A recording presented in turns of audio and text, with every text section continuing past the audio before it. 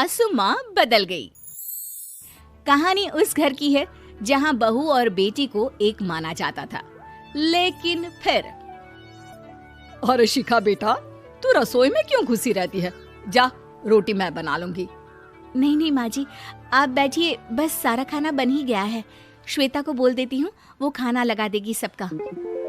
Sorry भाभी, मेरे पास वक्त नहीं है। माँ, मुझे पैसे देना, पार्लर जाना है। हाँ हाँ चली जाना, भाभी को भी ले जाना। वो भी जाने को बोल रही थी पार्लर, पर पहले ना मदद कर दे उसके खाना लगाने में। देख माँ, वो बहू है, उसे बहू रहने देना, इतना सर पर मत चढ़ा भाभी को। श्वेता, ज्यादा मत बोला कर। बहू और बेटी में कोई फर्क नहीं होता है। जा जाकर काम कर। ननद को माँ का भाभी से इस तरह प्यार करना बिल्कुल अच्छा नहीं लगता। वो बार बार किसी न किसी तरह माँ को भाभी के खिलाफ भड़काती रहती, लेकिन कोई फायदा ना होता। एक रोज, अरे बेटे किशन, जा बहू को कहीं घुमा कर ला, सारा दिन घर में काम करती रहती है। हाँ हाँ माँ, हम लोग जा रहे हैं ना गोवा। अच्छा जी, भाभी ने तो हमें बताया भी नहीं। वैसे तो सारी पंचायत करती है, ये गोवा वाली बात क्यों छुपा गई हमसे? अरे क्योंकि उसे खुद नहीं पता था बहन। मुझे टिकट सस्ती मिल रही थी तो मैंने बुक कर दिया।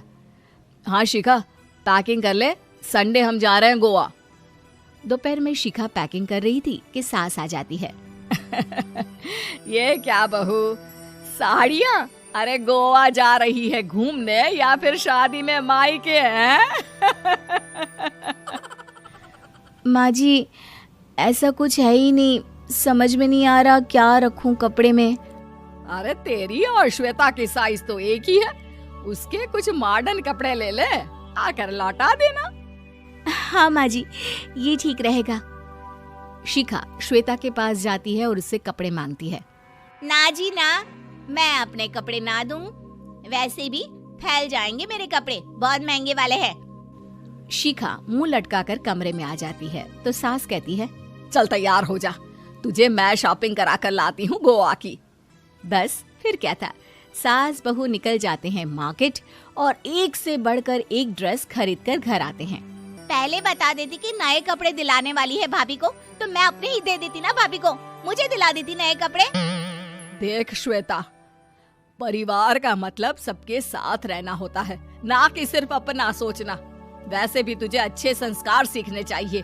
और रही बात कपड़ों की, तो शिखा, आज से घर पर भी तू मॉडर्न कपड़े ही पहनेगी। कोई जरूरत नहीं है ये साड़ी वाड़ी लपेटने की। अब क्या था, घर पर श्वेता और शिखा एक जैसे रहते। एक बार पड़ोसन आती है। अरे बेटा, अपनी माँ को तो बुलाना जरा, बात करनी है। शिखा सास को बताती है और रसोई में चली जाती है। ये आपकी बेटी बहुत बड़ी हो गई है, इसके लिए एक रिश्ता है, कहो तो बता दूं। ये बेटी नहीं बहू है, घर में सब एक जैसा ही रहता है। वैसे मेरी बेटी भी बड़ी हो गई है, कोई रिश्ता हो तो जरूर बताना। पड़ोसन रिश्ता लेकर उन लोगों के घर आती है। तब श्वेता की होने वाली सास कहती है, तो ये घर है, कितने मंजिल का है? और ये बहू ने आपकी क्या पहन रखा है, जीन्स टॉप? अरे भाई, साड़ी वाड़ी नहीं है क्या इसके पास? देखिए, सर्दी है तो साड़ी में बहू कैसे मैनेज करती, वैसे पहनती है साड़ी भी। देखिए, हम लोग ठहरे पैसे वाले लोग, कोई कमी नहीं है हम लोगों के पास पैसों की, बहुत पैसे हैं, जमीन, नौकर चाकर, कार, सब कुछ है, लेकिन घर में संस्कारी बहू चाहिए। समझ रही हैं ना आप?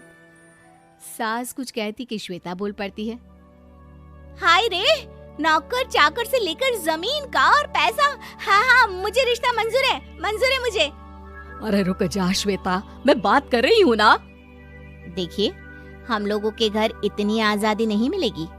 अरे हाँ कर देना माँ, हाँ कर दे जल्दी से। सास क्या करती, बेटी की शादी ऐसे घर में कर देती है जहाँ ना उनके विचार मिलते हैं और ना ही आचार।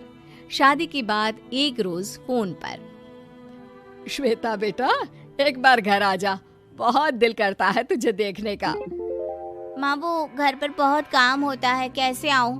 बड़ा घर है, लेकिन आने जाने वालों की लाइन ही लगी रहती है। बेटा मैं तो जानती थी उस घर का हाल, लेकिन तू ही नहीं मान रही थी। माँ देख, हर घर का यही हाल है। तेरी बेटी को यहाँ घूंघट हटाने की परमिशन नहीं है और एक तरफ भाभी स्कर्ट पहनकर घूम रही है। बेटा मुझे क्या पता था कि मेरी बेटी को ससुराल के नाम पर पिंजरा मिल जाएगा। अच्छा माँ, फोन रखती हूँ, सास को गर्मा गर्म रोटी खिलानी है। तुम लोगों की तरह नहीं कि एक रोटी बनाओ, एक सब्जी बनाओ, फिर सारा दिन फ्री होकर घूमो।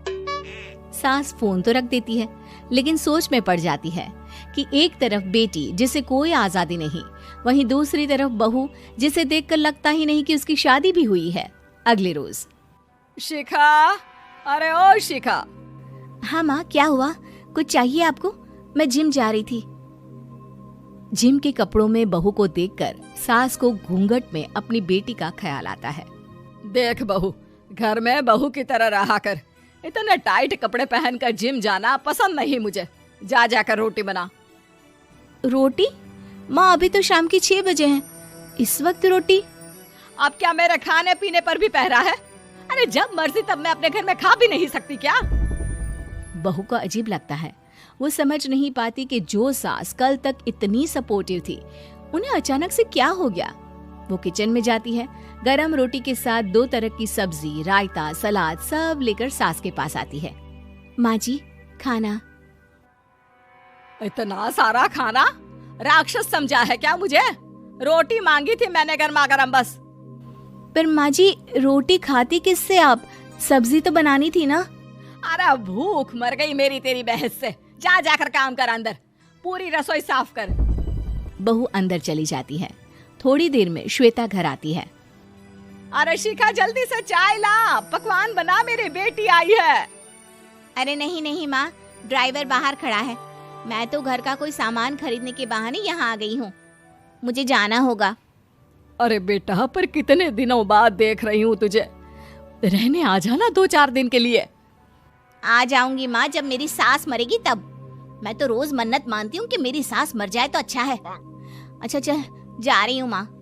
हे भगवान, कैसे कैसे दिन देखने पड़ रहे हैं मेरी बेटी को। सास अंदर जाती है, जहाँ श्वेता की जिम वाली सहेली का फोन आया होता है। क्या बात है, आज जिम नहीं आई? अरे पता नहीं यार, आज माँ को क्या हो गया अचानक। पर खैर कोई नहीं, लगता नहीं कि मैं अब जिम आ पाऊंगी। शिखा स्पीकर पर बात कर रही थी, जिसे सास सुन रही थी। यार ये सास ना होती ही ऐसी है। मैं तो कहती हूँ बुढ़िया जल्दी मरे और तू आराम से जिए। शिखा को सहेली की बात पर गुस्सा आ जाता है।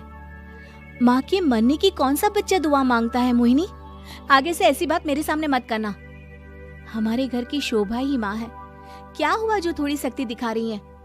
उसमें भी कोई ना कोई उनकी भलाई ही होगी। मैं तो कहती हूँ भगवान मेरे जैसी सास सबको दे, जो सिर्फ माँ की तरह है। सास वाली तो कोई बात ही नहीं है उनमें। सास ये बात सुन रही थी। उनकी आंख में आंसू आ जाते हैं कि क्यों वो बेटी की किस्मत में बहू को भी भागीदार बना रही थी। शिखा, अरे ओ शिखा, क्या हो गया? जिम नहीं जाना क्या?